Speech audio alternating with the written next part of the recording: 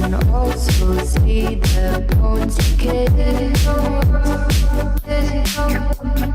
I don't know what else there is to say. I'm doing my best not to run away. Sitting throwing rocks across the pavement, hoping it'll cave in and swallow me whole.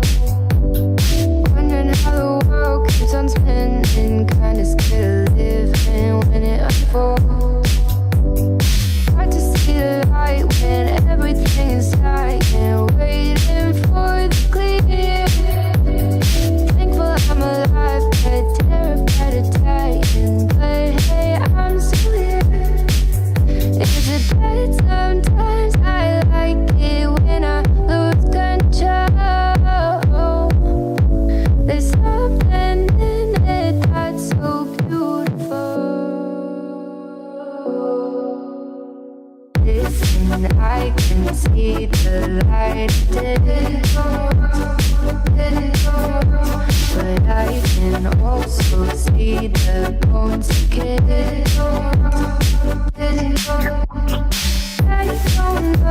Can you see me? Alright, give me 1 second. I still haven't gotten my water yet. I was trying to finish something up real quick. And yeah, now you gotta change real quick too. I know you said casual stuff, so I actually just got done finishing my YouTube video, so I always wear my gi for that.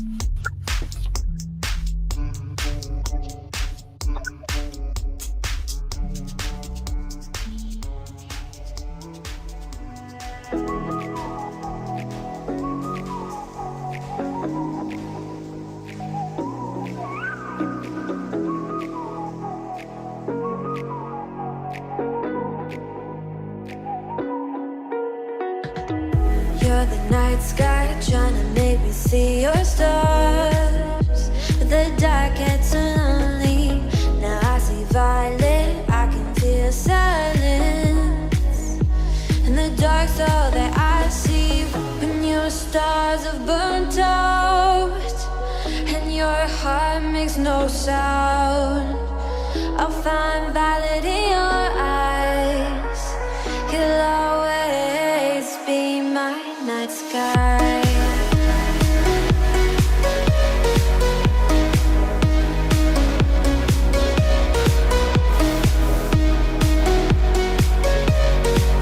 You'll always be my night sky.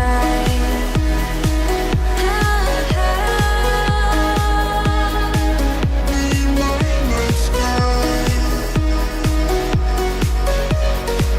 You'll always be my night sky. You're the night sky hiding behind dark gray clouds.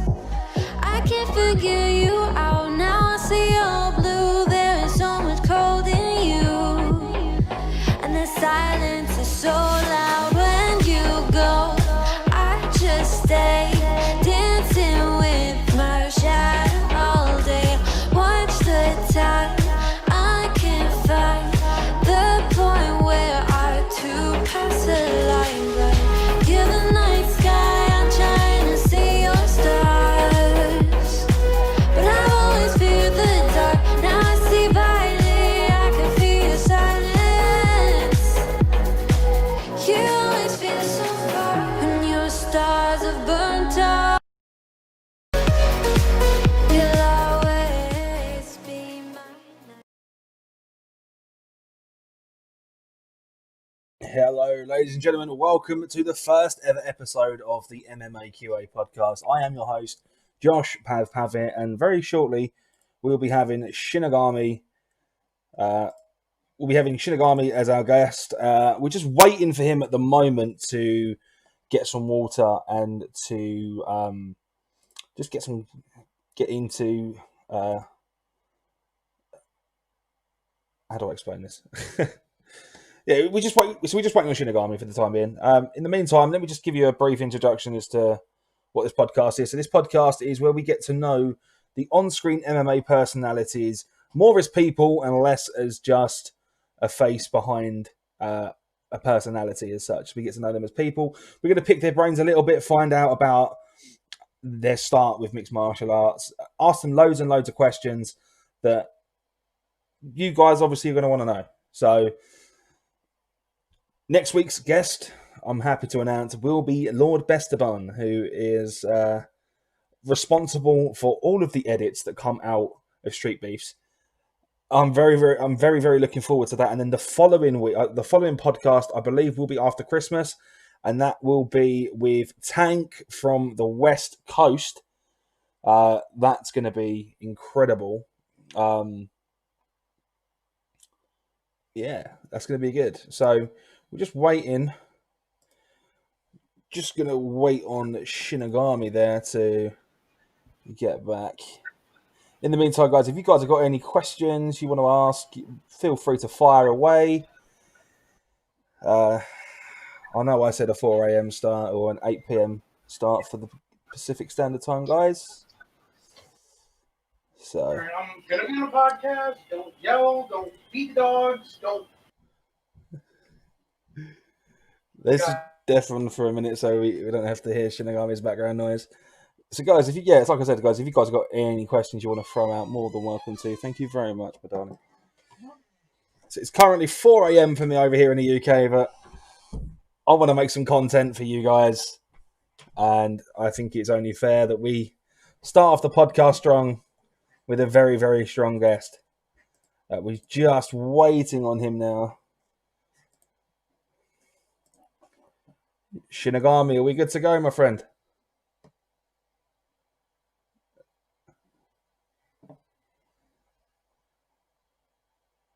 Okay, we're having some technical difficulties at the moment with. Yeah, I don't know why my camera's not loading. Hold on. No problem, my dude. It should be. Can you see me? Or I can't see you, dude. It still says it's rendering. In the meantime, we'll switch over to this screen so you can see what we're going to be doing. Do I need to put in earphones here? Because I think it's coming through my TV. It's up to you, my dude. If you want to put some headphones in, you're more than welcome to. I just don't know if it's interfering with the audio you're capturing or not. I've got headphones on, dude. It won't come through. Okay, I just want to make sure. That's all right. Because it's coming through the TV. My mic's near my TV, so. Oh, okay. No, it's all good, dude. I still can't. Oh yeah, no, I see. It doesn't look like it's registering. So yeah, it's more comfortable because to not wear them because my earbuds ain't that long. I keep needing to go to Best Buy and get a Why is it? It says video connected. Are you still? Let's see. Are you using your webcam on another application? Because that might be what it's interfering with. Oh, you know what? Yeah, the camera thing's still open. Let's see. Daniel Rivera, love me some Street Beefs. Good job, guys. Thank you very much for stopping by, my dude. Let me close that too. Also going to throw this out to you guys as well. If you guys have got any Street Beefs personalities you want me to interview on the MMAQA podcast, you are more than welcome to throw them at me. Or you could email me on the MMAQA podcast at gmail.com. I get all the emails. You can follow the podcast on Twitter and on Instagram as well, on the handles down below. Still waiting on Shinigami's webcam. Yeah, I don't. Try restarting your webcam again, dude. There is it. There we go. Now I can see you. So, hey, what's up? Let me just set up the recording. Right, so we are now also recording as well as broadcasting in 3, 2, 1. Ladies and gentlemen, welcome to the first ever episode of the MMAQA podcast. I am your host, Josh Pavett, and with me, I have the overnight legend, the king of the head kick himself, Shinigami. Dude, thank you very much for coming by. How are you feeling this evening? I'm feeling pretty good. Had a nice relaxing day, so yeah. Thanks for having me. No worries, my dude. You also said that you've recorded some YouTube stuff as well, which is what we were discussing earlier on. Yeah, I just did another episode of Black Belt Thoughts. Okay, cool. I've actually been watching the series. I'm actually dead interested in like your opinions and your views and stuff. So amazing work on that front, dude. So I'm just gonna thanks so much. I'm gonna straight into it. I'm gonna jump straight into it. Sorry. So, Shinigami. Where does the name Shinigami come from? Obviously, I know where it comes from because I'm an anime fan. You explain, where does the term Shinigami come from? Didn't come from anime. It didn't.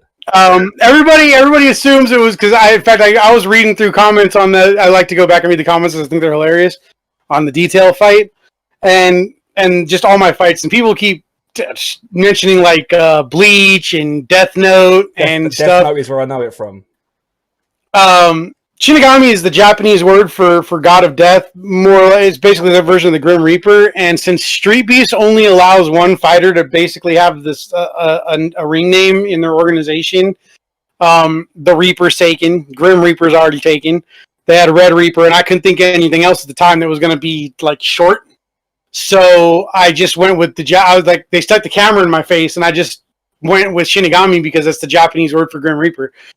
That's like I said, I know it from the anime, so to find out that it isn't from an anime reference, it's kind of interesting to find out. Right? Yeah, I mean, I do like anime, but I didn't have any anime in mind when I mentioned that at all. I've actually been obsessed with the kanji for Shinigami since I was a teenager. Before I really started watching a lot of anime, because it just looks cool. So I used to draw it and doodle it all over all kinds of stuff. As a matter of fact, let me see. Is it this one? No, that's not one of them. But as you can see, I used to doodle kanji all the time. I'm not going to tell you what that says. Right. So I don't know if you're aware of what the thing over here is as far as what everybody learns first when they learn a foreign language, but it's whenever I learn a foreign language, it's technically foul language. Yeah, that's so. I'm not going to tell you what that one's. Whenever I learn, try to learn a new language, the first thing I look for is curse words. So, right. So, interesting thing though. I mean, Japanese. That's kind of the funny thing about Japanese though. Technically, there is no cuss words. Everything's context based. Okay. So that actually covers like 4 different cuss words. With one set of kanji. Oh wow. Okay, so Shinigami fighting out of Lancaster, California. Is that where? Yep, middle of the desert. Middle of the desert. What is that? Where you grew up as well, or? Yep, born in Antelope Valley Hospital in Lancaster City, and grew up in Lake Los Angeles, which is half of it's technically Lancaster, and the other half is technically Palmdale because we're too small to have our own zip code. Fair enough. Right, so let's start right at the very beginning. What was it like growing up in Lancaster, California? Rough. It was nice at first, but I used to get picked on a lot at school, so it was pretty rough. Till about my junior year of high school, I got bullied, and then I kind of, because I wasn't always a big, huge dude. After like 10th grade summer, I started to fill out and get tall, and I'm the same dude. I was a short little fat kid at school, and I grew up to just be a taller fat kid. And I got bullied. I was a short, skinny kid, and then I was a slightly taller, skinny kid, and then I was short again because everybody else shot past me, and then I ended up being a bigger fat kid. I think for people that bully people for school for their size, they've just got nothing else better to do. They're scummy. It's those people that pick on other people that are probably the ones that aren't doing that well in life now. And I kind of feel... Probably not. I don't know. I haven't heard from or seen any of those guys, and I've tried even looking them up on Facebook out of curiosity just to see where they're at in life, and they don't even have social media, so Who knows where those guys are. I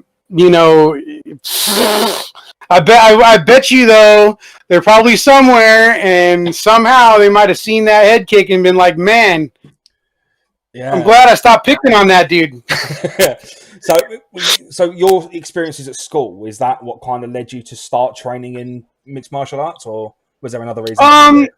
Yeah, I mean, mainly, I didn't really learn when I was younger, though. My mom wanted to, ironically, sign me up, where I ended up starting really training in the first place. But I was stubborn. I wanted to learn ninjutsu because I wanted to be ninja, because, Ninja Turtles and Ninja Scroll and all the ninja stuff, that I'd watched at the time. And then for a while there, I wasn't getting messed with because I was too big for that. And then I moved and went to culinary school. I had a couple of issues with this one jackass, and had a couple street fights with him. And it was sloppy and looked like crap, and it was dumb. But it reignited my desire to learn how to properly defend myself. Yep. And there was a Kung Fu Academy. The last couple of months I was living with my uncle in Hollywood. And I had to walk past the Asia Kung Fu Academy on Vermont every day, back and forth between the apartment and the train station that I had to take to get to Pasadena. And I would always watch while I was walking home. And one day the instructor weighed me in, Shifu Earl White. He was actually on Deadliest Warrior on the Shaka Zulu versus William Wallace episode. Okay. He was the guy that was the expert on African fighting combat stuff. Okay. So he brought me and let me try the class out, and asked if I wanted to sign up, and I told him I was moving in 2 weeks because I was moving back out here. And he let me train for 2 weeks and told me that after wherever I'm going, I should find a class because I train really well. Like I pick up stuff. So I came back out here and I looked around for a while, and everything was kind of expensive. And about a year and a half after I moved back out here, or almost less, actually just over a year after I moved back out here. After my student loan hit, I moved back to Lake LA from Palmdale. Okay. And a friend of mine was like, "Oh yeah, man, I just tried this martial arts class out like a couple months ago. You should come check it out." Because I told him about what I did down in Hollywood, and he told me about the class, and we went one day, and it was me, him, and my other friend Chris, and we all started karate together. And I fell head over heels with Kempo, dude. It blew my mind, and didn't even want to compete at first. I just really wanted to learn how to defend myself and lose all that weight I put back on in culinary school. Yeah. So I've been on a weight loss roller coaster since I was a teenager.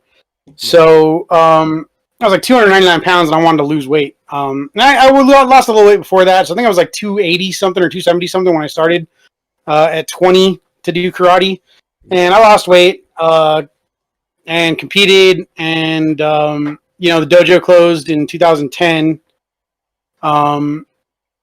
for a couple of years, and then reopened somewhere else in 2013. But in that space, I went and learned some Chinese Kempo for a year. And then I went and picked up Brazilian Jiu-Jitsu because I knew I wanted to do MMA. I actually had done a sport MMA tournament already and done a little bit of stuff training for that.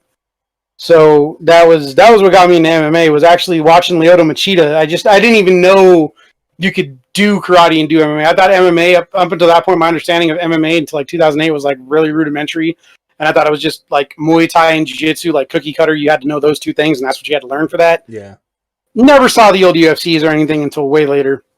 One day I'm sitting in my room channel surfing past Spike TV when they had Ultimate UFC on and showing older fights. With I don't know if you've ever seen that. Probably have, right? Mike Goldberg hosting older fights. Yeah. It was. I just happened to channel surf past that when Lyoto Machida was walking out, and they said Shotokan. Obviously, I do Kempo Shotokan, so that caught my interest, and I flipped back and watched Lyoto Machida beat the crap out of Sokuju. And I was like, okay, so this is something I should definitely learn or get into. And so I did. I started learning jiu-jitsu and watching, I was doing an MMA class, learning jiu-jitsu, learning this, learning that, watching MMA fights. Rachel didn't know anything about MMA until I took her out to a sports bar to watch a UFC fight one time.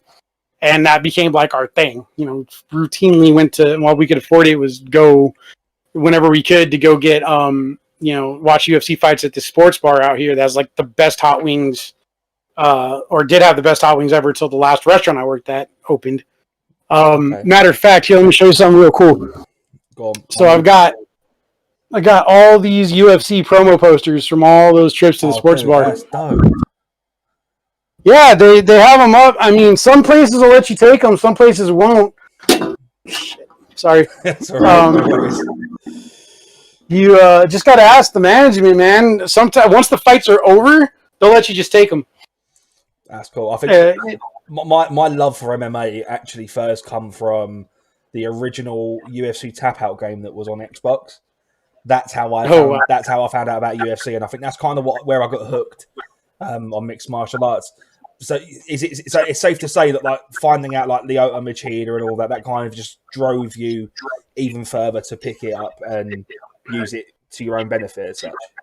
Yeah, absolutely did. And it's great too. A lot of people, who don't understand Kempo, especially like American Kempo, because it's kind of, people don't really talk about Kempo anymore much. Yeah.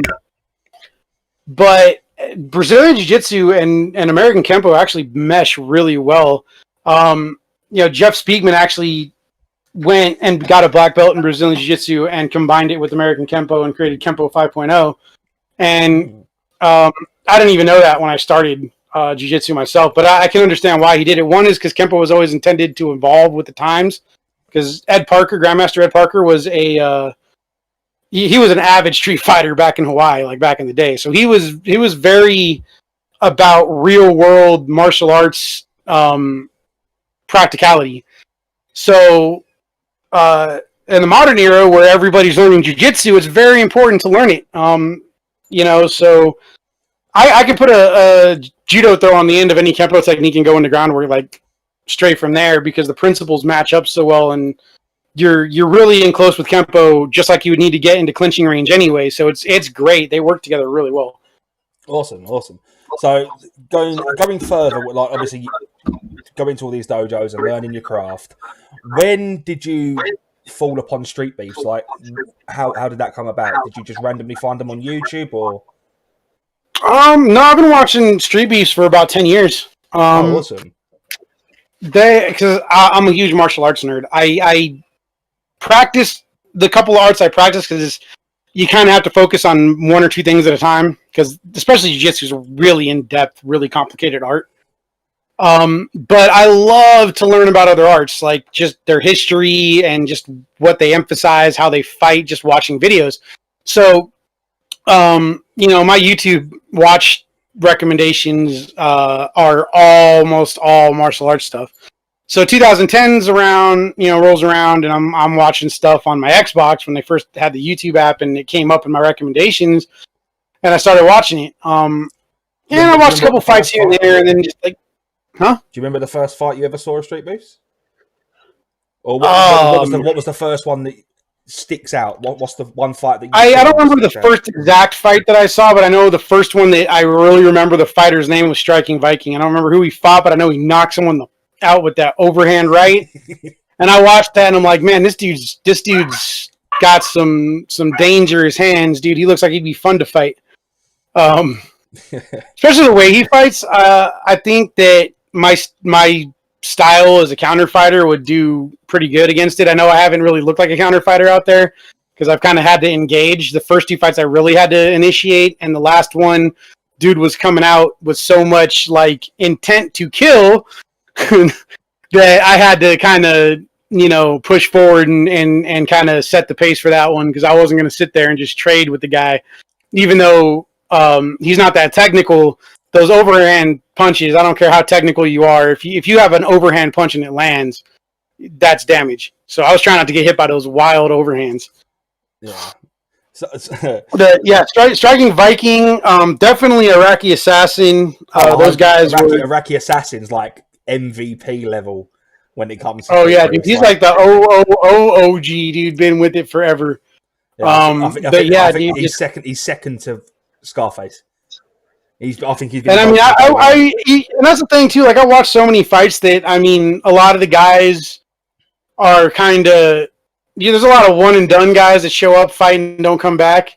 So it's kind of hard to keep track, but there's a few guys, especially in the last couple of years, it has really gotten to be this like exhibition thing. Beach, Baby Hulk, all these guys. Rising Phoenix, even though he hasn't won anything, that dude goes in there and throws down. And I don't know if you saw. I'm sure you saw my video about my thoughts on him.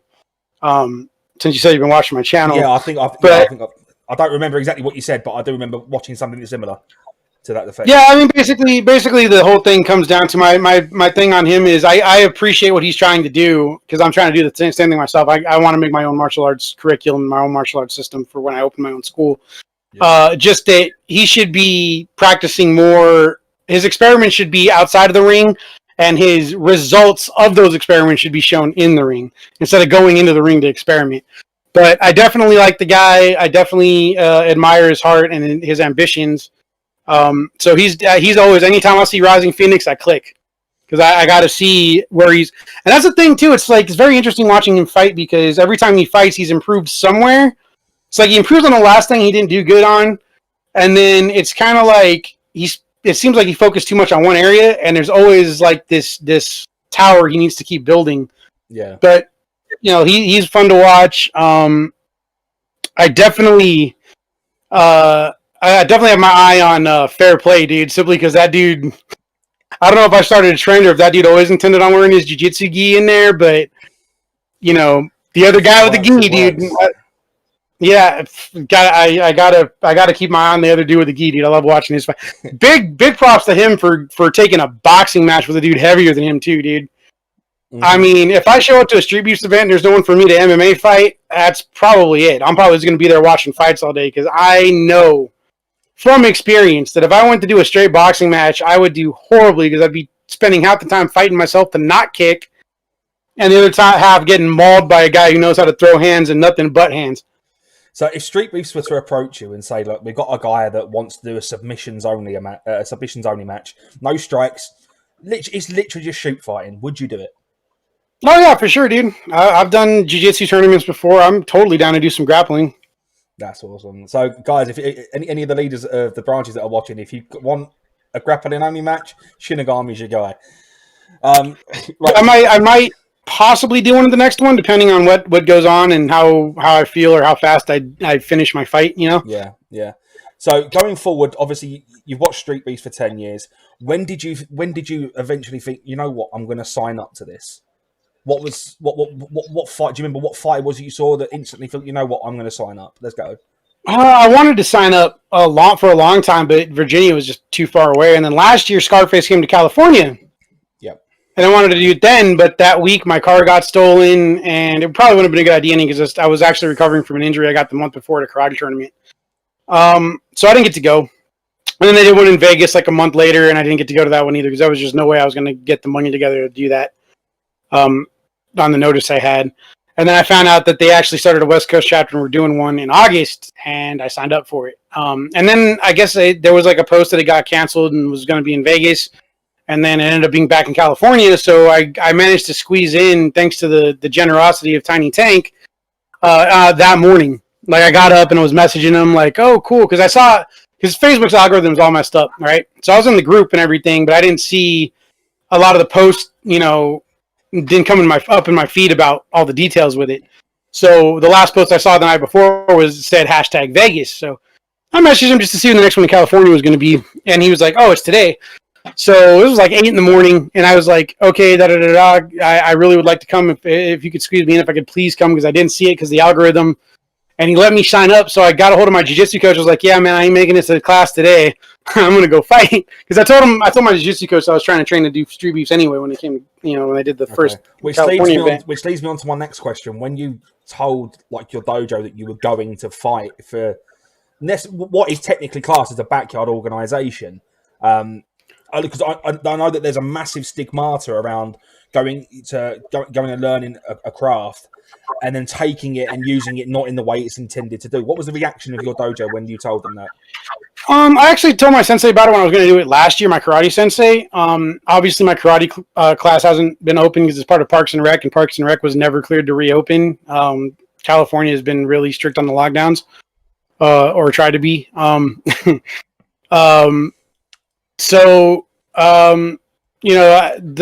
I did that one, I was just talking to my jiu-jitsu professor. I already told him what I was training for when I went back.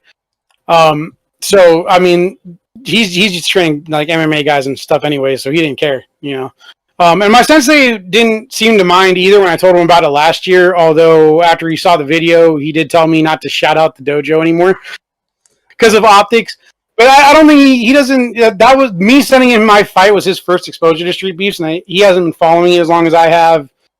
Or anything, so he's not up on the whole point of Street Beefs or the fact that it's not like just all these other grimy backyard organizations you see where people show up and illegally fight for money and stuff. It's a brotherhood, it's a community, it's people that are there that are very friendly, that are there to compete because they love to do it and otherwise couldn't. So I mean, he told me it's cool if I want to do it, just not to shout out the dojo anymore. That's actually why. I had a different gi the last fight. I actually got, which was the one I was wearing that you saw with the Grim Reaper patches on it. I actually had intended to do that before I did Street Beast West Coast 1 in the first place, but the gi and the patches hadn't arrived yet. And I even got another belt made that doesn't have my school's name on it. That actually says Shinigami the Reaper. So they wouldn't have the school name affiliated with it on my belt either, if anybody saw. So I got that made. Oh, that's awesome. I can say that's awesome. Yeah, it would definitely have been awesome if I'd have known that the belt wasn't going to be as long as I thought it was going to be, because it's supposed to be a size 7 and it fits like a size 6. I would have ordered a bigger size. That thing was expensive. Matter of fact, if I'd have known certain things were going to happen after I ordered that, I wouldn't have ordered it. Yeah. But yeah. So, but I definitely made sure I had all my stuff in order. So when I go to Street Beefs and stuff, because everyone likes the gi, and I like the gi for practical reasons. Yeah, I think that's what makes you you. I think every fighter has got a unique sort of approach to their fights, and I think the gi is kind of like a trademark of Shinigami, the head kick magician. So yeah, I definitely wore it more for practicality than to stand out. I did pick my black and red gi to stand out a little bit because I figured that my whole thing was, I'm like, okay, I'm gonna go to Street Beast, I'm gonna wear this, I'm gonna stand out a little bit. People are gonna recognize this, or they'll have an eye on me. But I'm probably not gonna get big till I do like 4 or 5 fights, and get some wins. I mean, you say in that, dude. Like, I've got the statistics in front of me. You've got almost 4 million views combined across 3 fights. You've been featured on other social media outlets such as Sport Bible, which is obviously like a staple of Lad Bible, and other various ones, and they've all blown up. Like we spoke before the podcast, and I asked you if there was if there was things you didn't seem comfortable talking about, and although you're not really a private guy, what's the reception been like? Like, you've blown up, you've become viral. What kind of effect has that had on your day-to-day life? Have people recognize you in the street, or? People recognize me. A few people recognize me, actually. Not as many as I expected after the view count that I've gotten, but especially when I go to Planet Fitness to take a shower between jiu-jitsu classes, because all that stuff's in actual Lancaster, and Lake LA is about 35-40 minutes from all of that stuff. Yeah. So when I go into town, I'm in town all day, so I'm not going to drive back out here and take a shower and go back, because that's too much gas and time. So almost every time I'm in Planet Fitness now, someone recognizes me. All the staff there pretty much have seen it. So every time I walk in, hey, what's up, Shinigami? Hey, what's up, champ? But even before they all saw it, one night I had like 4 dudes. I'm walking in there, getting ready to walk out of there. I was actually waiting on one of the massage chairs, and 4 guys are walking out, and they see my Shinigami face mask, and they're like, "Hey, are you that guy that knocked that dude out in that video that I saw on TikTok?" I was like, "Yeah, that's me." Yeah. They're like, "Oh man, can we get a picture?" So I got in my bag and pulled out my sweaty headband and put it back on, and we took a picture. And then it's almost every time I'm in there now, at least one person recognizes me. It's not like a huge thing. It's not like people asking me for autographs much, but I definitely have people recognize me walking around. Hey, are you that guy? Are you that guy with that kick? Yeah, man. Wow. Hey, where do you dude? I got people hitting me up all the time on social media. Like, how do I train under you? Well, where are you at? Oh, I'm so and so. I'm like, yeah, you're like 5 hours away, bro. We'll figure something out once I get everything else together after I take a break from some of these fights. But that's all well and good. But has anyone offered to travel overseas just to get kicked in the head by you, like I have? No, just you. Just me. Right. Okay. So I think people want to try to not have brain damage. Right. So let's talk about the first fight with Detail, which was obviously the infamous head kick. There was 2 strikes from that whole fight. The first kick was a check to the mid body, and the second one was just lights out for Detail. And the people in attendance just went absolutely crazy. Like, after that fight, what were people saying to you? What was the reaction of everyone there? People were like, "Bro, that was a sick knockout." Da da da da da. I had one guy at the end of the day asked if I was really a black belt, even after they'd seen all that, and I already fought Storm Rider. Yeah, that was a little weird, but I was like, "Yeah, man, I absolutely." But everyone was like, "Man, that was sick, dude. You're the real deal. Like, sorry for misjudging you. Like, because obviously you can hear in the first video, and I didn't hear it at the time because I was focused on the fight. That people were heckling and thought it was like, what is this guy wearing? Like, why does this dude look like Ryu? And da da da da. Yeah. And some of the comments on that video as well, people saying like you look like Bob from Tekken and all this stuff. Like, I think that head kick is the true definition of don't judge a book by its cover, because you just get kicked. Oh yeah, absolutely not. I could tell that he didn't think I could kick that high either, because after I threw that leg kick, the first low kick, he tried to block it with his hand. I think he tried to grab that one. He definitely tried to grab the second one. If you actually really look, he reached down and his hands were open because he was trying to grab it so he could grab, suck me into a single leg or something. But I faked low so I could nail that head kick because I knew he was going to drop his hands again. Yeah. So that, obviously that's the video that made you blow up. That video is currently sitting at, I believe, 2.8 million views. No, it's actually officially hit 3 million. 3 million bro. now. Oh wow, that's awesome. 3 million. 3 million. My as of today, when I looked earlier, my fight with Storm Rider has 1.1 million. Yep. And my fight with Street Bender has 500,000. So it's now over 4 million views. That's insane. Over the course of 3 fights, that works out on average about 1.4 million views per video. Actually, the crazy thing is that detail fight, because I checked the comments on Monday and it was at 2.1 million views. So it's been getting like 100,000 views a day this last week. So now even a 3-month-old video is still blowing up. That's crazy. I mean, I had a TikTok video go viral for about 2 days, and I think I got 38k on it, and I was happy with that. So I can only imagine like the kind of like you seeing that view count go up. How is that making you feel? Like, is that making you? Has your opinion remained the same? Have you changed your opinion, or has it always been, it's just a video?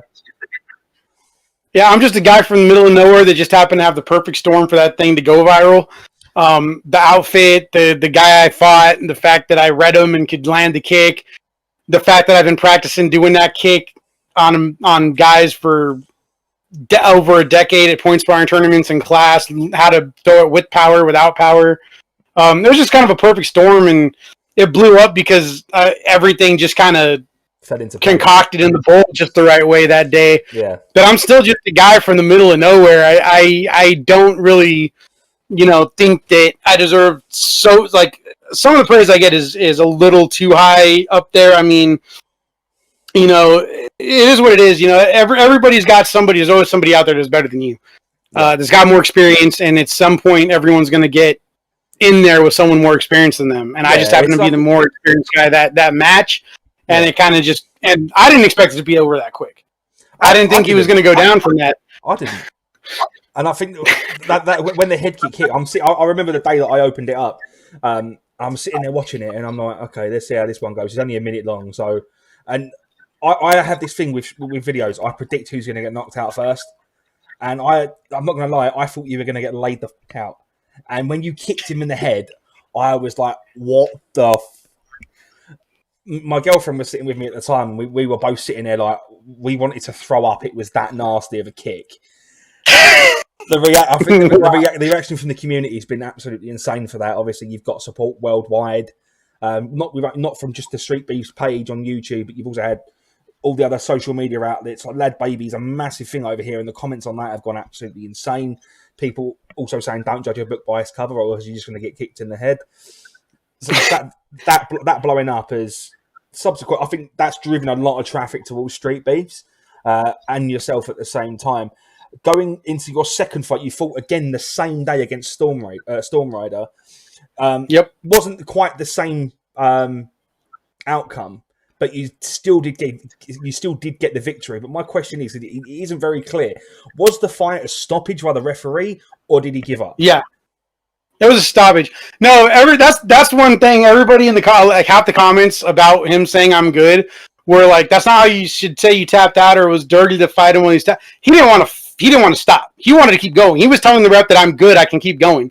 Yeah. One of the reasons he picked the name Storm Rider was because he's good at riding out, taking hits, and just going through it. So he didn't want to stop. He didn't want to stop at all. He wanted to go another round. It would have been. I wanted to go another round too. I was kind of trying to. It would have been a good thing to say, and Was you thinking after, obviously, like when something works the first time, you try to do it again? Was there any point throughout that fight where you thought, you know what, I'm going to try and kick him in the head just to see if I can get the same outcome? I was trying to have a longer fight. I wanted to show my skills more. I wanted to give him a chance to show his skills more because I that 4.5 seconds. I drove 2 hours to fight. You know, I wanted to throw down. Yeah. You know, so I think you showed that as well. There was one point where I saw an opening to get him with a rear leg roundhouse kick in the jaw, and it probably would have been the end of it. But I wanted to keep going.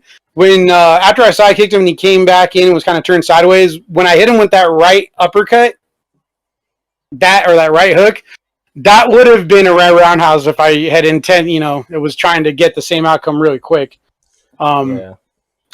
Definitely looking forward to rematching that guy. He wants to fight again. He wants to run it back. So he wants to get a couple of wins in the yard first, but I think that'll be an interesting rematch. Yeah, for sure. I think when you said just now that you wanted to show people what you've got, I think you genuinely showed that because your ground and pound game was actually really strong. You didn't give the guy any breathing space. You were on him like flies on shit. Literally, that's the phrase I'm using. You were weighing him in like I've never seen anyone weigh in before, and he even lost his mouthpiece when he was shouting out mouthpiece, and to which the ref at the time said that's not how MMA works. What was there any thought in your mind that went, you know what, maybe I should stop and let him pick up his mouthpiece, or did you just want? That's why I did stop. I'm like, yeah, no, MMA works that way. You just got to have a stop in the action, then they'll put your mouth guard back in. So I stopped, and the guy didn't want to let him put it back in, and I was like, as soon as he hit me, I was like, okay, we're going, I guess. All right. I mean, I can't blame him for punching me because the ref was like, yeah, I'm not going to pause the fight so you can put your mouth guard in. I can't blame him for that because I was still in a good position.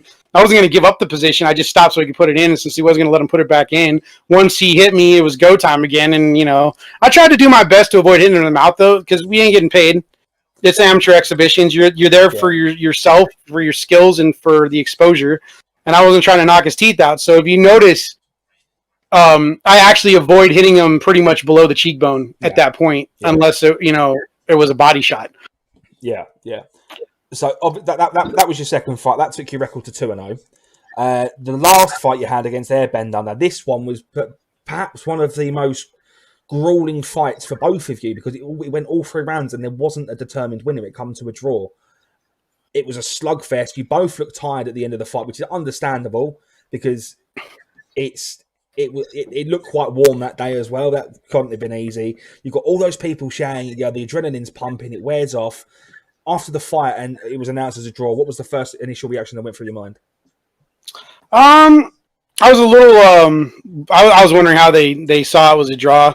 I think the real reason that they called it a draw was because there was some confusion between us about the rounds. He was expecting 5. I was expecting a longer 3. Tank had said we don't do longer rounds. I still expect. I guess somewhere I still thought it was going to be 3 rounds. So we stopped at 3 rounds. We're actually going to do a rematch next weekend. Yeah, I was going to ask you about that as well. The full five rounds is been made very clear. We both understand that. I've been training for it, for sure. We were definitely both tired, but it wasn't really my cardio per se. I was fatigued from driving out there. Things didn't go as planned. The day I drove out there, I should have my girlfriend drive, but I didn't because I have this stupid habit since I'm so stubborn. Of when other things are happening that are not within my control, I buckle down on what is, and the one thing that was really in my control that day was driving out there. The day before, and I got there late, and I didn't really get a lot of rest on that night either. So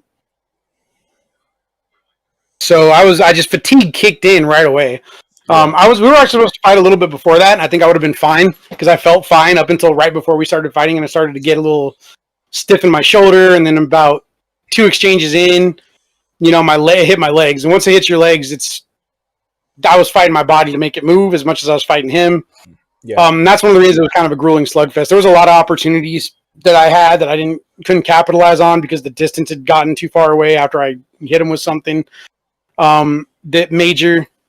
And just in general, my legs didn't want to move. That's why, in the second round, I didn't manage to even attempt the submission. I went to try to get a straight arm bar, but when I grabbed his wrist and he was fighting it, and I tried to move my leg just refuse to move. That's pretty much it. My cardio really didn't hit me until round 3 because after fighting my body like that and forcing all those stiff muscles to move, I mean, my legs are huge, lot of muscle, and that takes up a lot of cardio. And after that, at third round, dude, I was in that third round, I was gassed. Yeah. I was absolutely gassed, especially after he got me with that spinning elbow. That was I thought that was going to be the turning point of the fight. I thought, this might be it. And that rocked the hell out of me. Yeah, it would. It's a spinning elbow. Like, it's not pleasant. It's never pleasant in the pros. Anyone that gets hit with an elbow is going to feel it. Oh yeah, no, I land those on people all the time. I know spinning elbows and spinning back fists. Those are pretty devastating blows when they land. That's why I would, like in the first round when he threw that spinning back fist, I actually ducked underneath it. It didn't even hit me at all. A lot of people thought it did in the comments apparently, but that didn't hit me. I ducked underneath it. But that elbow caught me clean, and that rocked the living daylights out of me. And I'm like, oh god, I need to cover up and get my bearings. Yeah. And I did. I mean, and then I was tired and I botched that Sumigaeshi throw at the end. I believe that's the actual name for it. I don't know. That's just a throw I kind of figured out on my own and I do all the time. I just, when I get tired, sometimes I botch it, and I thought I had it because he stumbled. He really lost his balance there. So I stopped committing to it, and that was the end of that. Yeah, we saw what happened after that. Basically, ended up in a really bad position. That's it. So obviously, you mentioned that there's the rematch for it is next weekend. Obviously, there hasn't been a lot of time since the last fight and this fight coming up. What has changed in that time that's going to make a drastic impact on your game? Obviously, it's a 5-round championship fight as opposed to a 3-round championship fight like the last one. It's going to be a lot more cardio dominant. What's changed in that time? Obviously, don't go into detail. Don't tell me your game plan or anything like that. But what have you been training on to help? A lot more cardio. Jens Pulver told me to do 3 rounds of jump rope and run 3 miles a day. I haven't made it up to 3 miles a day yet. Building up to it, but I've been running every day, and I've been doing 3 rounds of jump rope in the morning when I go in to do like stand up and bag work at my gym, and then jiu-jitsu every night. I train a lot. I train twice a day. I'm doing at least 4 hours a day of training. I've seen some of the Instagram posts as well, and a lot of them are you just sort of finding your... Is it called finding your chi? I'm not too familiar with it, but there are a lot of posts of you on Instagram in like just the wilderness as such. Just that was for me. Those ones were for my vacation when I went to South Carolina and we went on a hike and went to this waterfall. So right, okay. I took the opportunity to do some meditation out in nature and stuff. I just, it's just I don't really.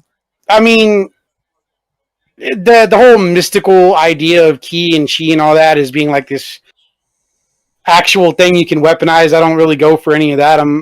But it is really calming to meditate and kind of just clear your mind and just be. It is very, very important to, and even not just that. Sometimes if you're just focusing on a single thing, like I like to meditate before my fights. Kind of didn't do that last time, but I do try to meditate right before I compete. Even if it's just point sparring, I try to meditate and just focus on winning. Yeah. It's kind of a part of that weird duality. That's why almost every martial arts uses the yin and yang somewhere, because it's that duality. So I try not to focus on simply beating my opponent, because you should focus on beating yourself. That's really what it is about. Yeah, I beat myself by defeating my opponent and doing it better than I did the last time. Or whatever. That's like the idea should be in your head, because if you focus on just beating other people, eventually you're going to have your ego crushed when you lose. Yeah.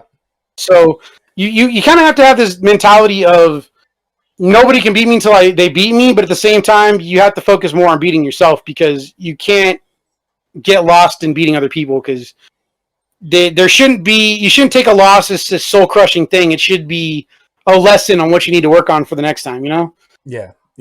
I just want to touch on one of the shout outs you did, because it actually one of the shout outs you did was the Confidence Dojo.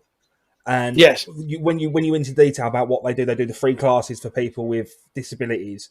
That is something that I've never seen before, but I really, really respect.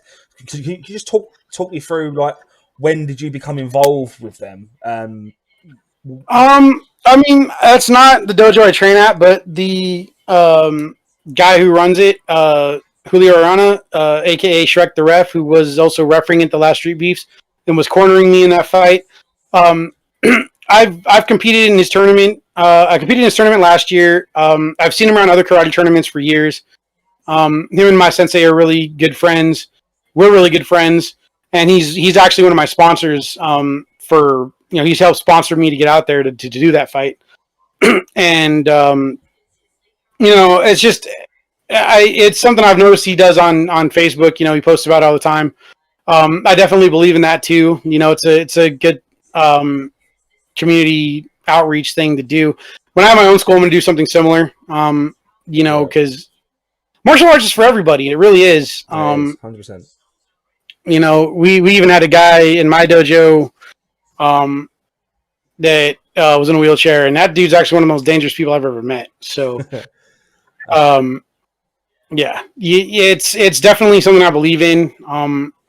And so I was definitely honored to shout him out because he sponsored me and really promote that program, because it's a very, I feel like it's something that every community should have somewhere. There should be at least somebody doing free classes, not just for people with disabilities either, but just underprivileged individuals too. Yeah. That's something else I'd like to do. I have another friend who, I've met through the jiu-jitsu community, and he, teaches kids in the park for free from around his neighborhood, just because, like I said, I grew up in Lake LA, and there's nothing out here. And, there's a lot of, issues with people using drugs and teenagers getting into all kinds of trouble. And a lot of it's because a lot of them don't really know about, we've done a pretty good job in the last few years, making sure people knew about the dojo, and we've had a lot of students come through, and usually they don't leave unless they move. But people need something to do to keep them out of trouble, especially youth.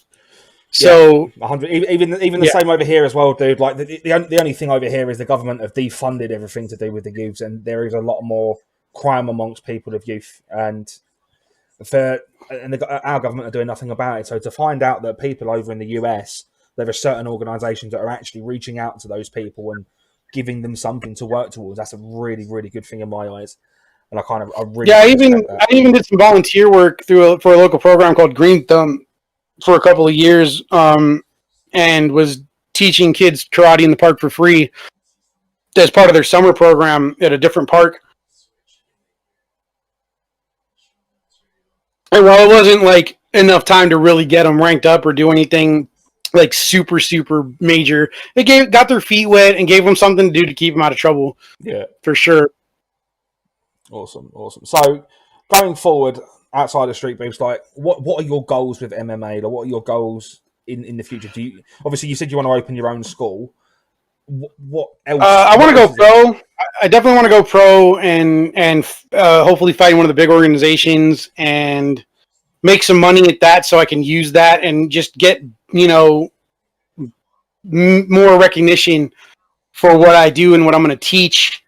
Yeah. And hopefully get the strap, get that heavyweight belt in one of those major, the big three, either UFC, Bellator, or ONE FC, and that way, when I open a school, or even if I open a school before I get the strap, that way it's just like, people will know that I'm the real deal for sure, and they'll know that what I'm going to charge for those kind of classes and everything is worth the money.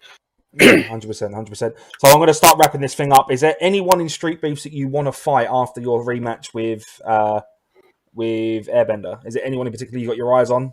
Did you want to call anyone out? Other than Streetbender, I believe. I would love to fight. They're all guys like in the OG yard though. I haven't really seen a whole lot of guys on the West Coast in my division yet. I kind of want to fight Kaze for sure, because he's like the one West Coast guy, because everybody keeps bringing him up. So I want that fight. back in the main yard, I'd love to fight White Dragon. I would love to fight Striking Viking. They want to fly me out there to fight Big Smile after the rematch if I retain my title. And they just want to fly me out there to fight in general, even if I don't. So awesome. Those guys, Quack Attack, looks like he'd be a challenge for sure. I definitely want to fight Ryu Senin. I know the last couple of fights he's gotten TKO'd pretty quick.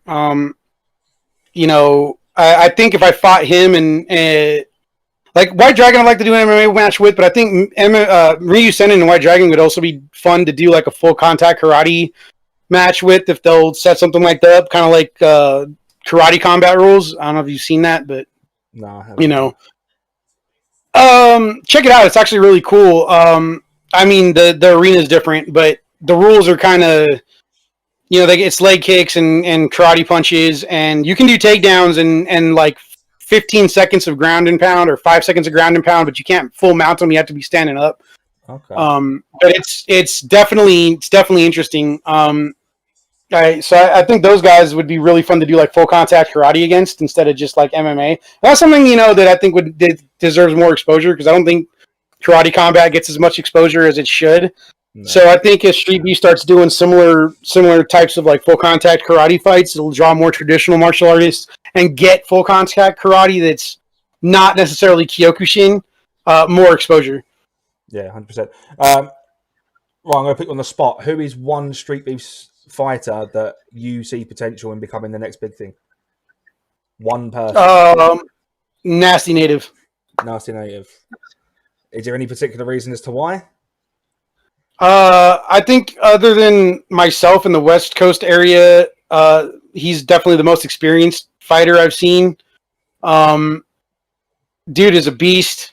Dude has actually done some sanctioned fights too, so okay. I think he's definitely going to blow up too, for sure. Especially once he comes back and does an MMA match. He was supposed to do an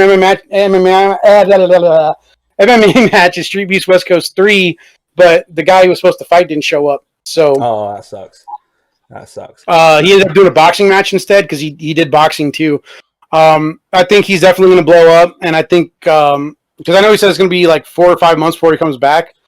And if we're still both fighting in Street Beefs at the time, I'm sure eventually I'm going to have to fight him after he gets an MMA win, because he wants to fight Big Smile too. So. It's definitely going to be like I think he's definitely going to be the next big thing in Street Beefs for sure. Awesome. Yeah. So before we sign off, is there anyone you want to shout out in particular? Any of your sponsors you want to shout out? Plug your social media. I haven't got any new sponsors yet. I'm talking to a couple of people though. Definitely want to shout out some of my Xbox friends who have supported me and bought my merch. Harris and Flying Pillow. And, Cup of Noodle and a couple other people that I play Xbox with all the time. Crabs, you guys are all great for buying stuff and just, supporting me, man. Love you guys. Awesome. Well, guys, thank you very, very much for tuning in. If you want to go and follow Shinigami on all of his social medias, you can follow him on YouTube at Undead Pyro, or you can go to Instagram at Shinigami_the_Reaper MMA. Thank you very much for taking the time to talk to me this evening. It's been an absolute pleasure having you on, and good luck in your next fight. Next week's guest will be Lord Besterburn. If you've got any questions you want me to ask, make sure you drop me a PM on Twitter. You can also follow the podcast social medias on Twitter and on Instagram, MMAQA Podcast. Once again, dude, thank you very, very much for stopping by, and good luck in your next fight. Thanks for having me, and thanks for the good luck wish. Thank you very much, guys. Thank you for watching, and I'll catch you next week. Peace. Awesome. That was awesome. Thank you very much for coming by, dude. That was awesome, man. Yeah, thanks for having me, man. This has actually been great getting to do these podcasts, man. It's hopefully I get enough attention to eventually go on the big one, man, the Joe Rogan podcast. That would be awesome. That's kind of like the life goal for everyone at the minute, isn't it? Like it's. Right? That's when you know you've hit the big leagues. Oh yeah, for sure, dude. That dude is awesome. I'd love to be on this podcast and just talk about anything. But hopefully, I get on there for some martial arts stuff because that'd be great. That'd be cool. All right. Anyways, dude, I'm going to finish the live stream off I will catch you very, very soon, dude. I play Xbox as well, so drop me a gamer tag. We'll play some stuff, and we'll have some fun. And hopefully, hopefully, I can fly out to an event soon, and then you can actually that'd be great. And then you can actually kick me in the head. All right, hey. All right. Remember, you asked. All I can say is, remember, you asked for it. All right. You know what? I need to go and get like some patches made, like Gene LaBelle does for when he chokes you. If you let him choke you out, you get a patch. Yeah. I got head kicked by Shinigami. I remember you said that on the original thread. That was quite funny. All right. Well, I'm going to finish the live stream off here. I finished the recording. I'm going to finish the live stream, guys. Thank you very much.